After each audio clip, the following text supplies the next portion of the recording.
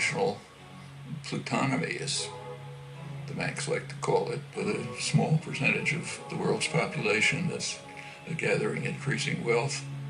What happens to American consumers is much less concern, because most of them aren't going to be consuming your products anyway, at least on a major basis.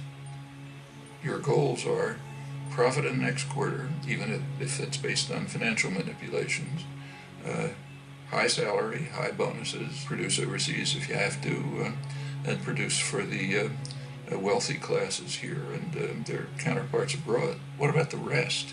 Well, there's a term coming into use for them too. They're called the precariat, precarious proletariat, the working people of the world who live increasingly precarious lives. And it's related to the attitude toward the country altogether.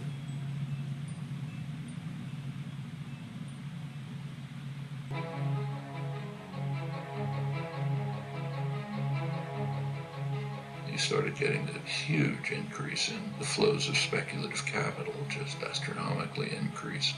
Enormous changes in the financial sector, from traditional banks to risky investments, complex financial instruments, money manipulations, and so on. Increasingly, the business of the country isn't production, at least not here. The primary business here is business. You can even see it in the choice of directors. So a director of a major American corporation back in the 50s and the 60s was very likely to be an engineer, somebody who graduated from a place like MIT, maybe industrial management. More recently, the directorship and the top managerial positions are people who came out of business schools, learned financial trickery of various kinds, and so on. By the 1970s, say General Electric could make more profit playing games with money than you could by producing in the United States. You have to remember that General Electric is substantially a financial institution today. It makes half its profits just by moving money around in complicated ways. And it's very unclear that they're doing anything that's of value to the economy. So that's one phenomenon, what's called financialization of the economy. 50s and 60s, say, there was the biggest growth period in American economic history. The Golden Age. It was pretty egalitarian growth, so the lowest fifth of the population was improving about as much as the upper fifth.